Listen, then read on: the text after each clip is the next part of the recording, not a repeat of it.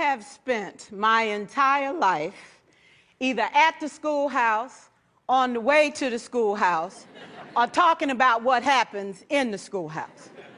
Both my parents were educators. My maternal grandparents were educators. And for the past 40 years, I've done the same thing. And so needless to say, over those years, I've had a chance to look at education reform from a lot of perspectives. Some of those reforms have been good, some of them have been not so good. And we know why kids drop out. We know why kids don't learn. It's either poverty, low attendance, negative peer influences. We know why. But one of the things that we never discuss, or we rarely discuss, is the value and importance of human connection. Relationships.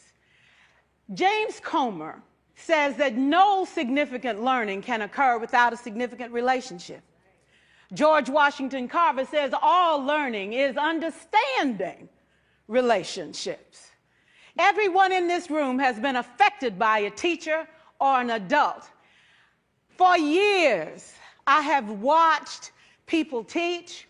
I have looked at the best and I've looked at some of the worst. A colleague said to me one time, they don't pay me to like the kids. They pay me to teach a lesson. The kids should learn it. I should teach it. They should learn it. Case closed. Well, I said to her, you know, kids don't learn from people they don't like.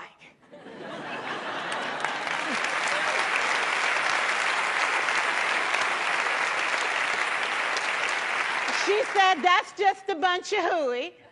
And I said to her, well, your year is going to be long and arduous, dear. Needless to say, it was. Some people think that you can either have it in you to build a relationship or you don't. I think Stephen Covey had the right idea. He said you ought to just throw in a few simple things, like seeking first to understand as opposed to being understood. Simple things like apologizing. You ever thought about that? Tell a kid you're sorry, they're in shock. I taught a lesson once on ratios. I'm not real good with math, but I was working on it. And I got back and looked at that teacher edition. I taught the whole lesson wrong. So I came back to class the next day and I said, look, guys, I need to apologize. I taught the whole lesson wrong. I'm so sorry. They said, that's okay, Miss Pierson. You were so excited. We just let you go.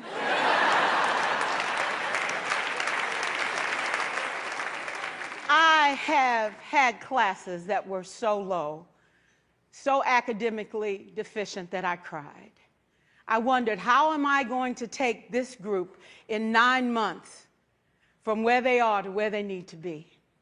And it was difficult. It was awfully hard. How do I raise the self-esteem of a child and his academic achievement at the same time? One year I came up with a bright idea. I told all my students, you were chosen to be in my class because I am the best teacher and you are the best students. They put us all together so we could show everybody else how to do it. One of the students said, really? I said, really? We have to show the other classes how to do it. So when we walk down the hall, people will notice us. So you can't make noise. You just have to strut. And I gave him a saying to say, I am somebody. I was somebody when I came. I'll be a better somebody when I leave. I am powerful and I am strong. I deserve the education that I get here. I have things to do, people to impress, and places to go. And they said, yeah. You say it long enough, it starts to be a part of you. And so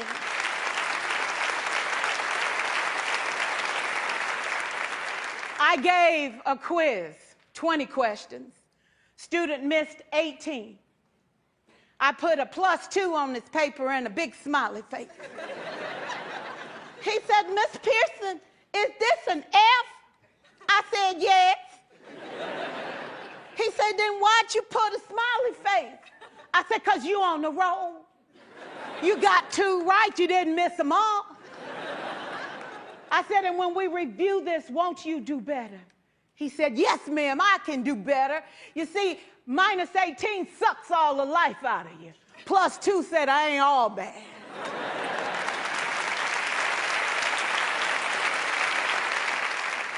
4 years, I watched my mother take the time at recess to review, go on home visits in the afternoon, buy combs and brushes and peanut butter and crackers to put in her desk drawer for kids that needed to eat, and a washcloth and some soap for the kids who didn't smell so good. See, it's hard to teach kids who stink. And kids can be cruel. And so she kept those things in her desk, and years later, after she retired, I watched some of those same kids come through and say to her, you know, Miss Walker, you made a difference in my life. You made it work for me. You made me feel like I was somebody when I knew at the bottom I wasn't. And I want you to just see what I've become. And when my mama died 2 years ago at 92, there were so many former students at her funeral. It brought tears to my eyes, not because she was gone, but because she left a legacy of relationships that could never disappear.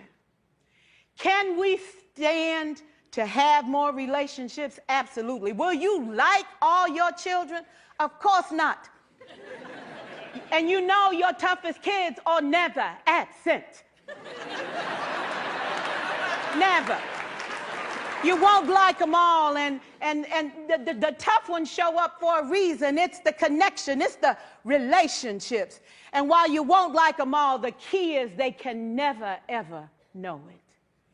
So teachers become great actors and great actresses, and we come to work when we don't feel like it, and we listen to policy that doesn't make sense, and we teach anyway.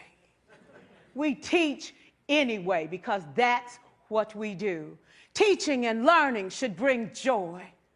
How powerful would our world be if we had kids who were not afraid to take risks, who were not afraid to think, and who had a champion? Every child deserves a champion, an adult who will never give up on them, who understands the power of connection and insists that they become the best that they can possibly be.